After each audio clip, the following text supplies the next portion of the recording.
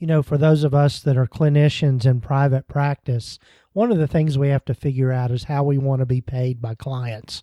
And for many of us, depending on your demographics, live in areas where taking insurance is really almost a necessity.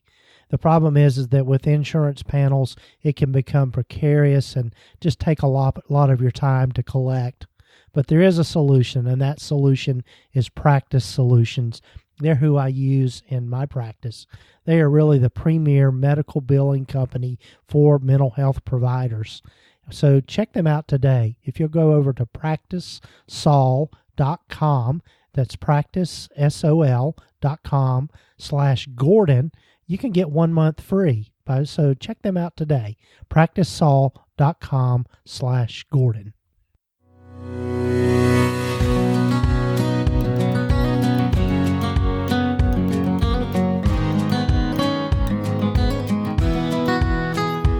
This is the Practice of Therapy podcast with Gordon Brewer, helping you to navigate your private practice journey.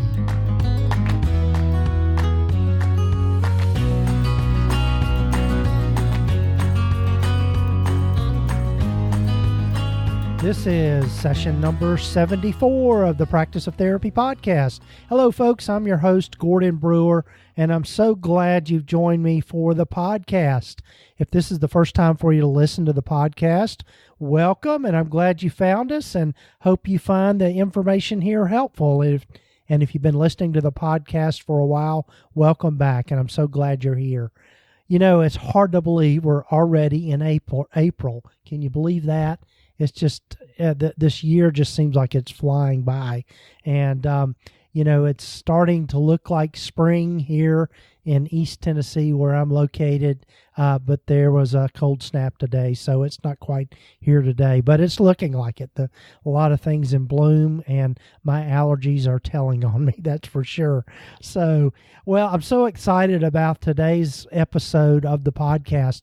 I've got my friend Lindsey Davis, who is going to be with me on the podcast, and Lindsey is a registered dietitian, and I'll tell you a little bit of the backstory about how I met Lindsey here in a minute. But one of the things I wanted to mention some books that have just really caught my attention here lately, and I'll have links here in the show notes to those books. And just full disclosure, those are Amazon links, so they're affiliate links, so I do get a little bit of a commission if you purchase using those links. So just like to be transparent about stuff like that. But anyway, one of the books is called Company of One, and I believe I mentioned that in an earlier episode, and it's just a well-written book, and I've just really been enjoying. Actually, I've been listening to it on Audible, but the author is Paul Jarvis, and he talks about the benefits of staying small with your company, and I think for a lot of us in private practice, we really kind of see the benefit of that. We don't necessarily want to grow to be this huge behemoth thing, but I would commend that book to you. The other one that I was listening to and just finished up, and I really, one of the best ways for me to quote unquote read books is through Audible, and so I commend that to you because I can get in a lot of quote unquote reading done driving back and forth to work and just listening to audiobooks. So anyway, with the other book is called Your Ideal Team Player by Paul Manzioni. I believe I'm pronouncing his name correctly. But the premise of that book is just really about being in leadership and really having your ideal team. And Laura Pointer mentioned the book back in, I believe it was episode 73, somewhere in there, 72, 73. I'll try to have a backlink to that in the show notes again, but it really caught my attention, and I would really recommend that book to you, especially for those of you that might be in group practice, of really knowing how to hire the right people for your practice.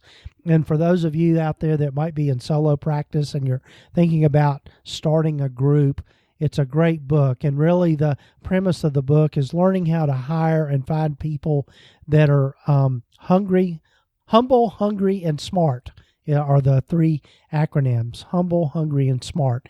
And it just really is a pretty neat idea. And I love the case study they give in the book. It just really gives you a great example of how this company that was actually a construction company went about hiring the right people as they grew and scaled. And so I really would recommend that book to you.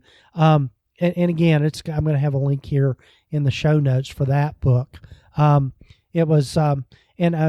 Interestingly, though, I also today I had a staff meeting with my team, with my group, and we talked about those principles. And really, there was a little self-assessment that you can get from their website. And again, I'll put a link to that in the show notes. But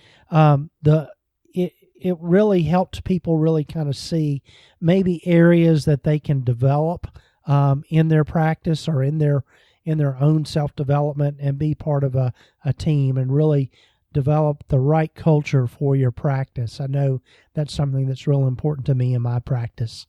So the other thing, I know you've heard a lot about this from me, but do take a look at the Money Matters course that is out there. Just a week or two left. I've got, I would say, 80% of the content up on the Teachable platform.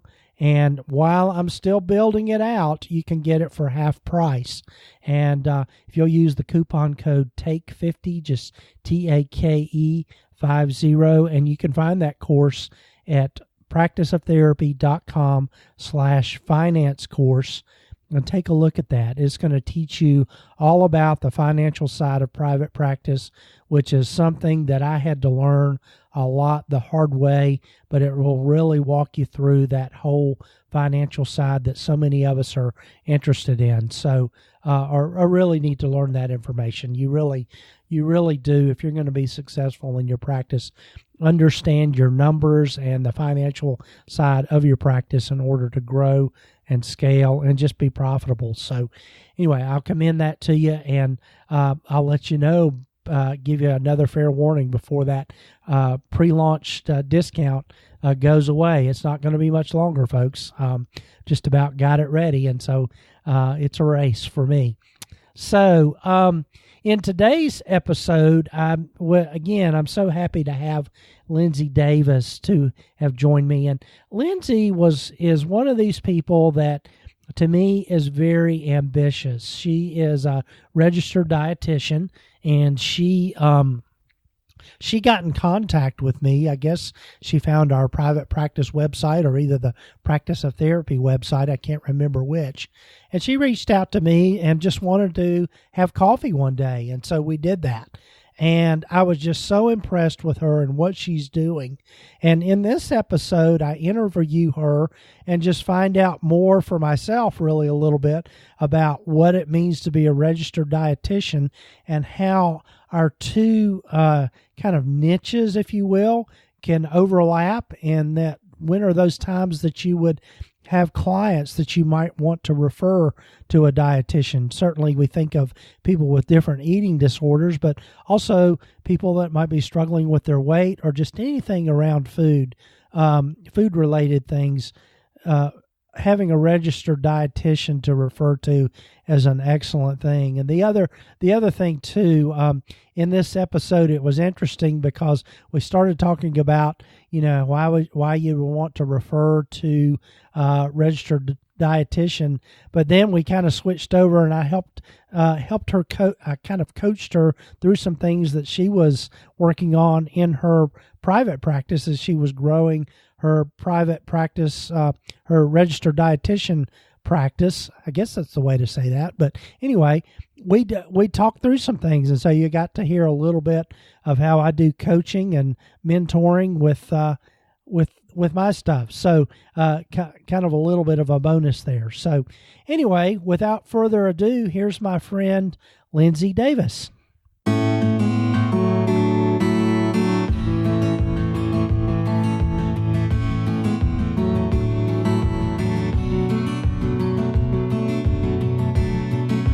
Hello, folks, and welcome again to the Practice of Therapy podcast. And I'm so happy to have with me today another friend that I've made here really locally. And it's really kind of, we've got an interesting story to tell about my guest today, Lindsey Davis. And Lindsey is a registered dietitian. And Lindsey had reached out to me about just curious about private practice, and really had reached out to me really knowing about, I guess, Lindsey, you can fill in the blanks here, but Lindsey reached out to me and we got together for coffee, and I instantly loved Lindsey, and she and I just kind of clicked and had a lot in common to talk about. So welcome, Lindsey. Thank you. I'm glad to be here. Yes. So tell folks, as I usually start the podcast with, tell folks a little more about yourself and just kind of where you are in your private practice journey. And even though it is, you're a registered dietitian, I think that's a cool niche, and just a little bit about how you've landed where you are now. Absolutely. Yeah. So I have been a registered dietitian for about 5 years now. And I got into this field specifically wanting to do the outpatient or private practice to be in that niche, but then met my husband and moved for his job and had 2 kids. And so I had not until recently been able to start that endeavor. I've been working clinically. So I worked in acute care for 3 years, which is a hospital setting. And then now I've been in long-term care for 2 years, and which is at a skilled nursing facility. And that is actually where I ran into you again. Yes. But that is not really where my heart is. So I've been kind of working that job to earn a paycheck, and just kind of learning about the city that I'm in, which is Johnson City, because my husband and I have just been here 3 years, and just had our second kid. Well, he's almost a year. So kind of life is settling, and I felt like now was a good time to start pursuing that dream of mine. And Johnson City is interesting in that, and perfect for me, because there is not a lot of outpatient dietitian services readily available. So, it's a really big medical community. They have hospital after hospital after hospital, but what do the patients with diabetes and congestive heart failure and eating disorders and things like that go after they leave the hospital? So I'm trying to kind of develop my presence in this area as the go-to outpatient dietitian. Right. So, yeah, and I think that is such a needed service in our area in particular, where as many folks have, I've explained to many folks before just on the podcast, is where we're located is in Northeast Tennessee, and it's very much a kind of a small metropolitan area surrounded by a very large rural Appalachian area.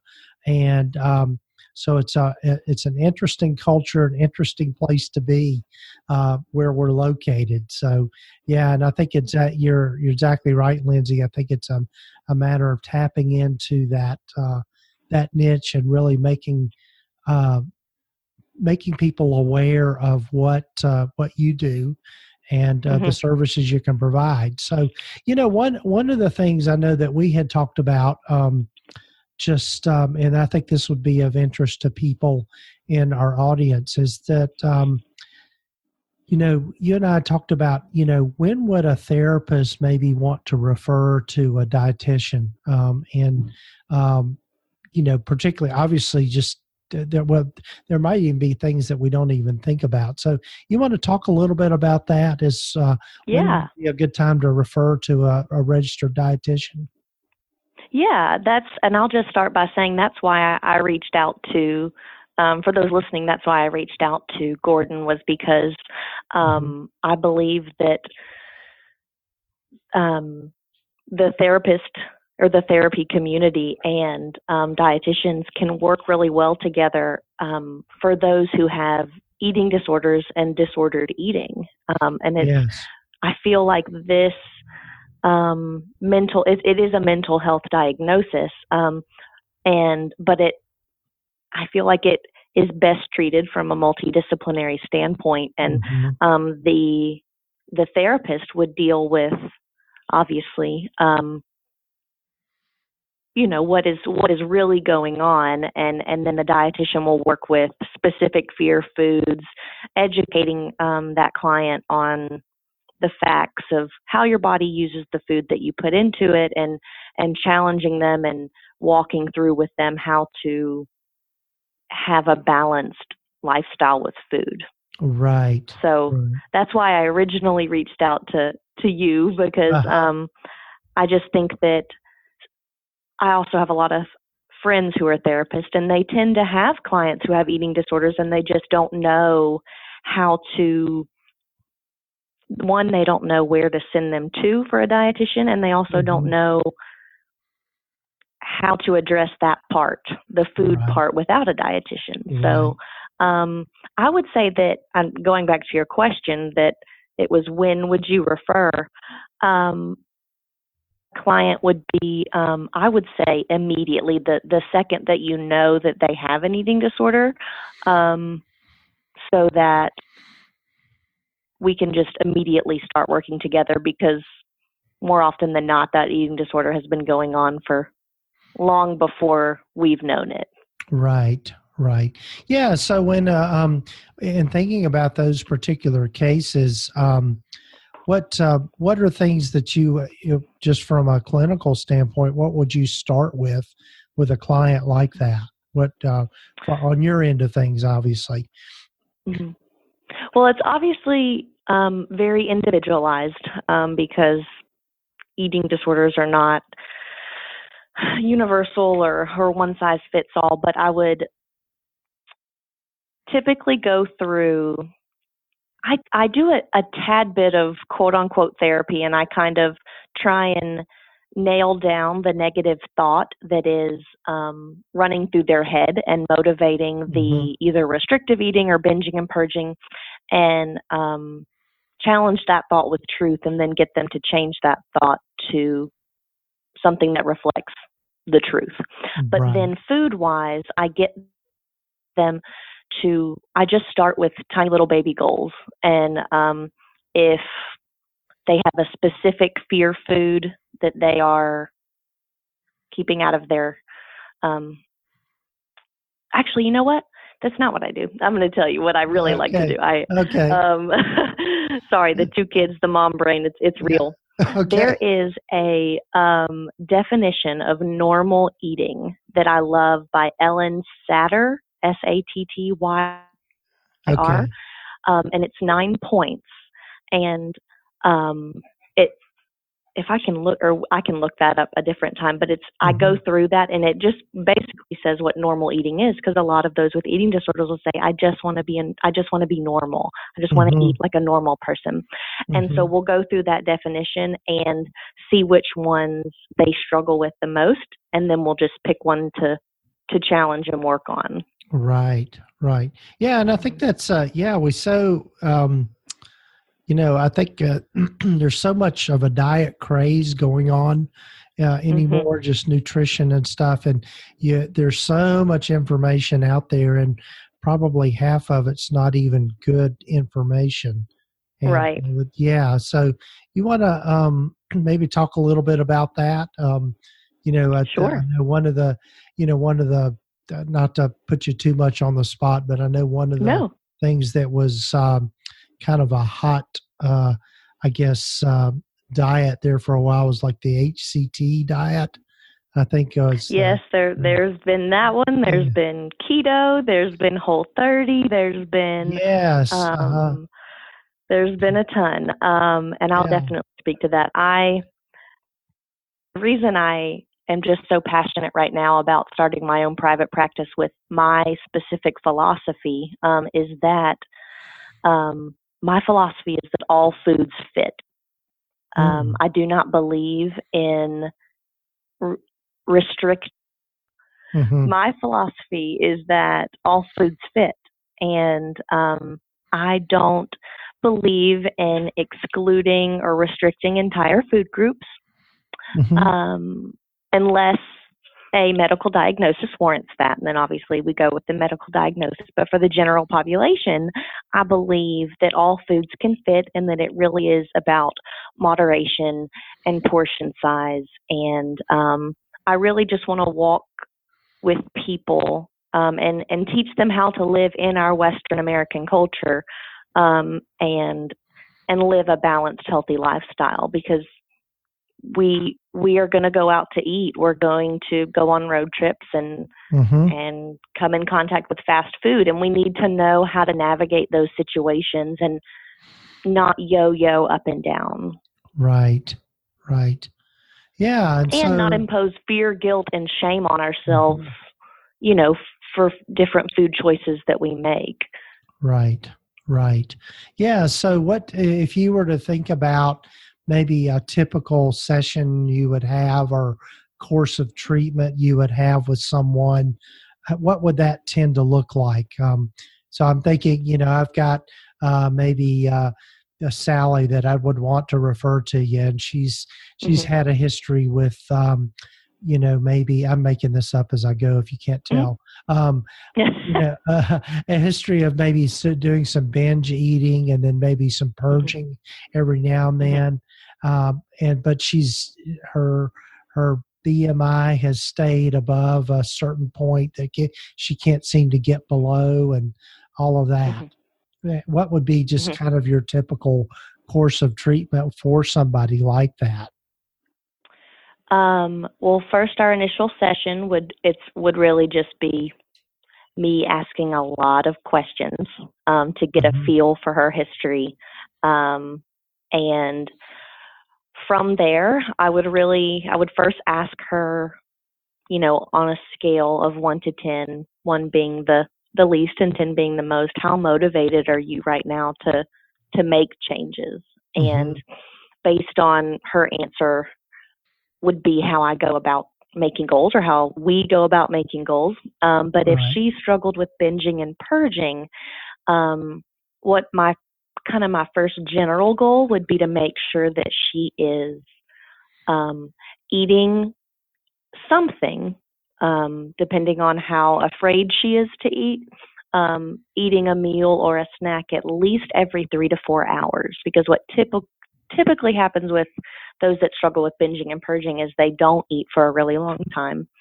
Then they're really hungry and they binge, and then they feel shame and regret about that, so they purge. So trying to get her to establish a regular eating routine where she's feeding her body every 3 to 4 hours, and then trying to get her to recognize her hunger and fullness cues, because not even just those with eating disorders, but typically those with eating disorders do not listen to their body to tell them when to eat and when to stop eating. It's their mind that's telling them, and some kind of goal that they have that dictates when they eat, how much they eat. So trying to get her to actually recognize her hunger and fullness cues would be first. Yeah. And I mean, that could take, that she could be extremely motivated, and that could take 1 week, or she could be kind of slow, not necessarily ready to make changes, and then that could take 2 or 3 weeks. And after that, it's really, I would talk with a therapist a lot to set up goals, trying to understand what her triggers are for binging and purging. And it's just very individualized. But first, I would get her to try and establish a regular eating routine. Right. Yeah.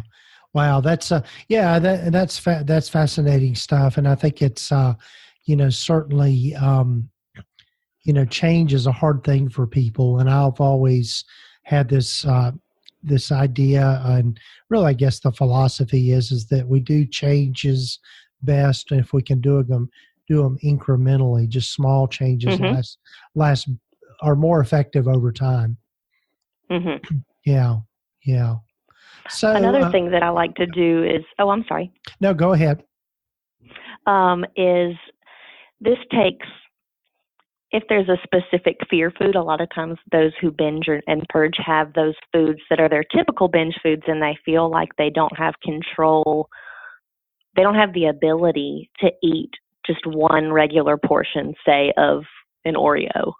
They'd never be able to eat just 2 Oreos. They're going to have to eat the whole sleeve. So what I like to do is, it's kind of, I guess, like exposure or experiential therapy, but we would have a session when they were ready, and I would be there with that client, and we would just eat 2 Oreos, and have talk through it and sit there for 30 or 45 minutes. So, have time for the anxiety to decrease, but show her over time, continue to do that, maybe that it is possible to eat those foods in a controlled setting. Right.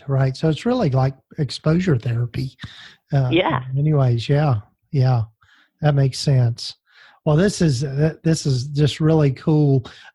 So Lindsey, maybe to switch gears a little bit, maybe tell us a little bit about what you're learning in terms of going into private practice. And as we talked about at the beginning, if there are questions you have for me, and just thinking about this really awesome niche that you're in, which is similar to, psychotherapy or therapy or counseling, but with a much different focus. So what are you learning so far? I think the biggest lesson that I'm learning right now is, or just a mantra, is follow up, because I think the first method of reaching out to, whether it be doctors or therapists or fitness center owners, I mean, the first line would be email, and a lot of times, or that's the way I've been going about it. And, sometimes people respond to emails, but a lot of times they don't. So doesn't necessarily mean they're not interested in what you're serving. It's just people get inundated with 600 emails a day. So you tend to kind of scan over it. So I've had to learn to either follow up again through email or call on the phone or show up in person. So you do have to have a level of confidence and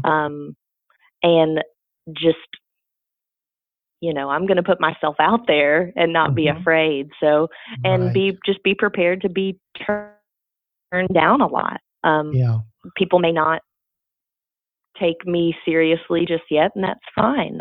So just being prepared to hear the word no and not let it deflate me, and to just continue following up. Right. Whether, just in whatever way you can. Right. And I think that too, one of the things that you're doing, just like you and I've done, is developed relationships with people, because, I haven't had anyone so far that I needed to refer to a dietitian, but I'm sure it will come up. And of course, obviously you're going to be the first person I think of. And I think that's the importance of networking, is just being able to connect with people, and then they get to know, like, and trust you, and that is what that's really how you one of the best ways to market a practice, whether it's nutrition, a dietitian practice, or a therapy traditional therapy practice. So and understanding that timeline is going to be slow. And that's okay. Yes. Because especially when I've been holding on to this dream for, the dream has been there for more than 5 years, but kind of been waiting for about 5 years. I'm, the gates fly open and I'm running. I'm ready to go, and knowing that it does take time to develop relationships, but it's very much a worthwhile process. Right. And it will happen, because you're the one thing that you're doing really well is being what I like to call persistent and consistent with it all. And I think it's and if it's anything like it is for therapists, and I would imagine that it is that what happens is you start getting a kind of a trickle in of clients and people that want to work with you, and over it eventually reaches this kind of critical mass where it just kind of takes off, and then it just kind of, it just kind of goes from there. And I know for what I've noticed in my own practice and just and talking with others, it seems like if you can get around 10 to 15 regular clients, in other words, people that you've had more than 2 or 3 sessions with, that's when the critical mass kind of takes off. So that would be something to kind of keep in mind. And I'll say this, and we'll put this in the show notes. Lindsey has a beautiful website that she's put together. So Lindsey, tell folks a little bit about that. The name of your practice and what you're doing online. Sure. Yeah. My business, or my nutritional counseling business, is called Restorative Health. And my website is www.restorativhealthrd, as in registered dietitian.com. And I've named it Restorative Health because I feel like the general public needs their beliefs and thoughts about food restored to the accurate truth, to a balanced, healthy viewpoint. So that's kind of where the name came from. And my online presence, I built a website just on my own using Wix, and it was really friendly. I just used a template, and then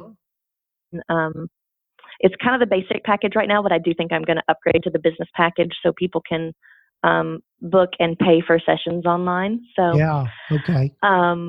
but there's a space for my blog, and really I've been exploring my online presence more because of the advice that you gave me, Gordon. Right after I had coffee with you, I did my Facebook page. I now post and share on that regularly. And I also have an Instagram account for Restorative Health and post on that weekly.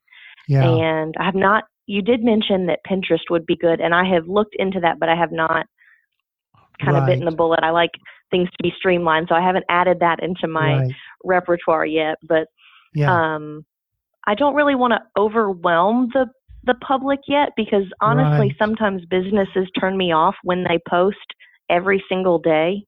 Because it's just something that, I don't know, it just annoys me. Maybe that's just personal, but right now I post on the Facebook page and the Instagram account weekly, and I blog once a month.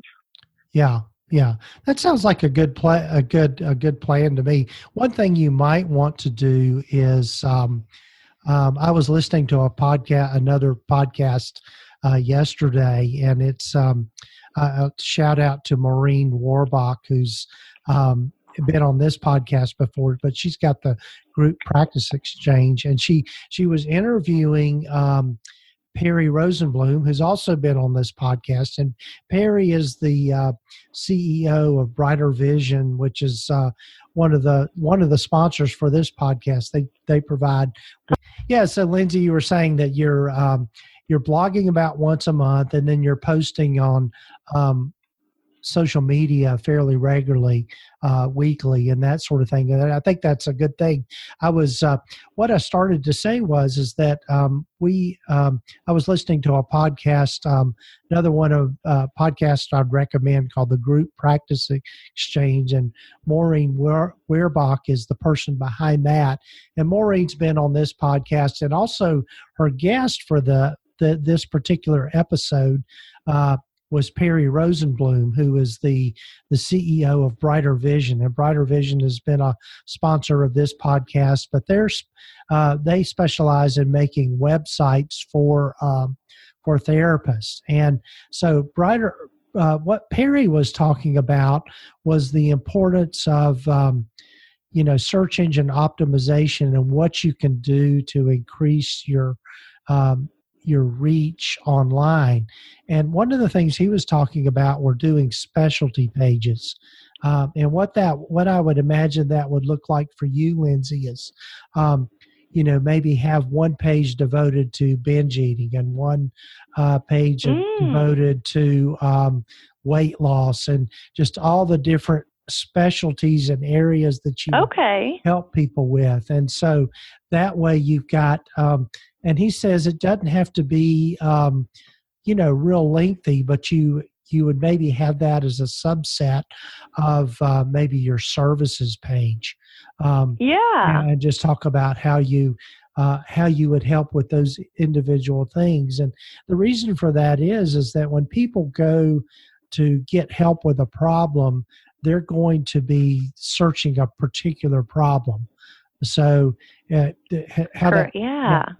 like if somebody knows that they're binge eating or purging or whatever, they're probably going to, Google help with purging in Kingsport, Tennessee, or Johnson City, Tennessee. And so what will happen is, by you being in that location and then you addressing those issues directly, you're going to be come up first on those pages. So, and the other thing too, one thing I might suggest to you is maybe stepping your blogging up to once a week if you can.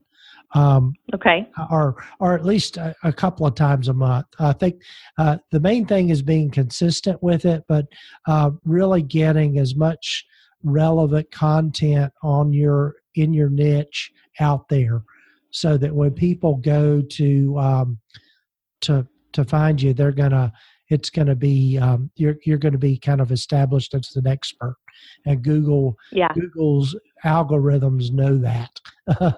So so that would be some things maybe to think about. Absolutely, yeah. You're my anything that Gordon says, I'm like, yep, I need to do that. And it's just really, finding the time with the two kids. Yeah, so. absolutely, and really too, that would be a good, in these, when a person is getting started in any practice, whether it be as a dietitian or a therapist or counselor, one of the things that's really a good bang for your buck is when you have the time, is to spend that time on things like that, of really, writing for your website and blogging and that sort of thing. And then as you grow and you don't have as much time, then you can start outsourcing those things. And having other people do those things. So that would be just a few tidbits there around that particular issue. But wow, this is fun stuff, and I'm so excited. I'm so excited for you and just what you're trying to accomplish, because I know that probably a big motivator for you would be really moving from, instead of working for someone else's, to really being able to create your own schedule and taking time off when you want to take time off and all of that.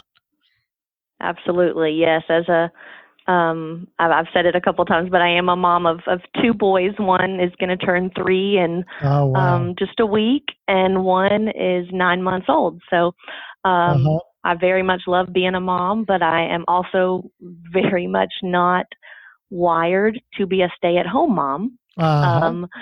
So, but I also, I want it all. I want to work, but I also want to be available for all of those, muffins with mom, or field day, or just all the things that I don't want to miss out on, but I also want to work. So just that is a huge motivator for me. Yes. Creating my own schedule. Well, that's great. So, well, good. Well, I'll be checking back up with you, Lindsey, and see where you are in your process. And we probably I actually did think of one question for you. Yes. Okay. Go. So when we had coffee, I remember you said, one of the best ways I guess it was got referrals, was that if you communicated back and forth with physicians. Yes. Was that correct? Yes. Yes. Is there any other advice you have in getting in contact with physicians or developing a relationship with them? Yeah. Or is that really the main point? Yeah, I think, I think there's a lot of different ways you can do that. I think what you were probably referring to is this, one of the forms that we use in my practice is called oh shoot, I'm drawing a blank now. A coordination of care form Yes. that we fill out to send to doctors. So if a client comes in, and I know, for example, that they might be taking medication for depression or something, what I do is I just say, would it be okay if I just let you got in touch with your doctor since you're taking they're giving you the medication, and just letting them know that you're working with me, and that if they have any questions about what we're working on and that sort of thing. And of course, I get them to sign an authorization for release and all of that sort of thing. And most of the time, most people are pretty open to doing that, and they like that. And so when I send that in to the doctor, I also send a practice flyer, just a simple flyer put together that just talks about what we do and what kinds of issues we work with and that sort of thing. And so I was really surprised at the response I got from that, particularly in our area, Lindsey, since it's there's not going to be a lot of registered dietitians that doctors will know to refer to. Right. And so I think by having that as an option, they're going to think about that when they maybe get those patients that are diabetic that they know need to work on their eating habits and that sort of thing. So, yeah. And so I think that's a real simple thing to do. Yeah. And I think the other thing too is just being able to, if you're not opposed, and my sense is you're not too opposed to doing this, is just doing maybe some cold calls with doctors and just leaving them some rack cards and business cards, and maybe taking a little, like a little simple, gift to them, whether, probably wouldn't want to, being a dietitian, you might not want to do chocolate chip cookies. Show up with a basket of brownies or cookies. Maybe, or maybe even, another idea is doing like some kind of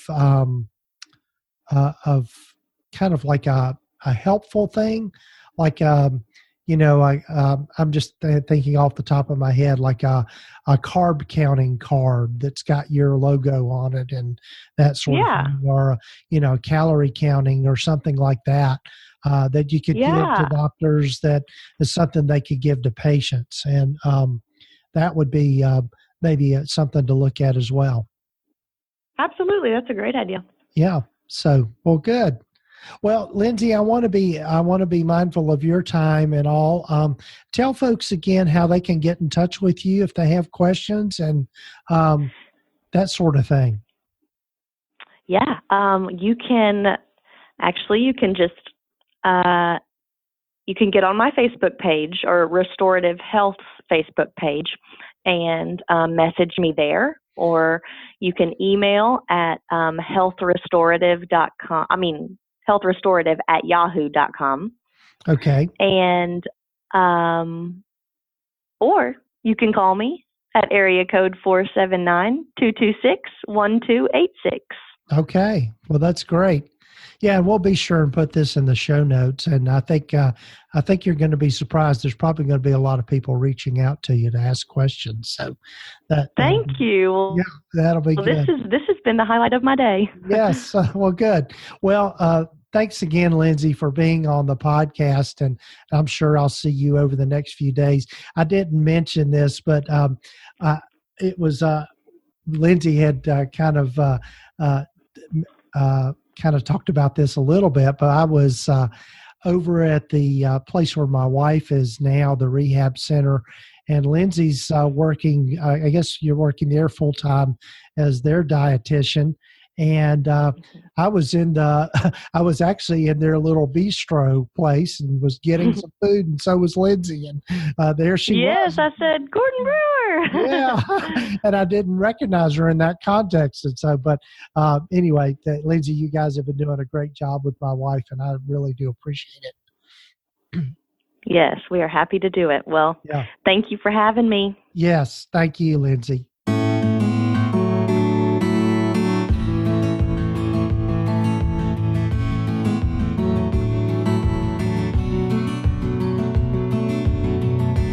Well, folks, I hope that you've enjoyed getting to hear Lindsey and hearing a little of her story and listening to me doing a little bit of coaching with her there at the end. And hopefully you've gotten some ideas through all of this. You know, one of the things I will say just real quickly before we close is, you know, the importance of reaching out to others in your community, particularly other professionals that might not necessarily be in the counseling field. You know, somebody like Lindsey, who's a registered dietitian that is passionate about helping people, is a good person to have on your team, whether they're working with you directly or somebody you refer to. And I would say do the same with other clinicians out there. Maybe there's somebody, for example, that specializes in EMDR and you're not necessarily trained in that, but you have a client that you know could probably benefit from something like that. Making those friendships and those connections are just huge in helping you to grow your practice. And there's a myth that you know, we're in competition with each other, but the truth of the matter is, as you've heard from me before, there's more than enough clients to go around. So make those connections in your community, and you might be surprised how that will help you grow your practice. So thanks again, folks, for joining us today on this episode of the Practice of Therapy podcast. If you haven't done so already, be sure to subscribe to the podcast wherever you might be listening to the podcast, whether it be on iTunes or Stitcher or Google Play or Spotify, iHeartRadio, just to name a few. We're getting onto a lot of the podcatchers out there. So do subscribe wherever you might be listening to it. And also take the time to rate the podcast and leave a review. So wherever you might be listening to the podcast, that just helps us make us more accessible to people and people able to find us. And do check out today's sponsor of the podcast, Practice Solutions, and you can find them at practicesol.com/Gordon. And if you use that particular link, you can get 1 month free. So check them out today. Take care, folks, and we'll talk to you next week.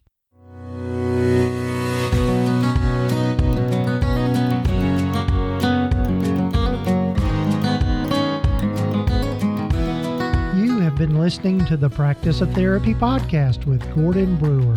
Please visit us at practiceoftherapy.com for more information, resources, and tools to help you in starting, building, and growing your private practice. And if you haven't done so already, please sign up to receive the free private practice startup guide at practiceoftherapy.com. The information in this podcast is intended to be accurate and authoritative concerning the subject matter covered. It is given with the understanding that neither the hosts, guests, or producers are rendering legal, accounting, or clinical advice. If you need a professional, you should find the right person for that.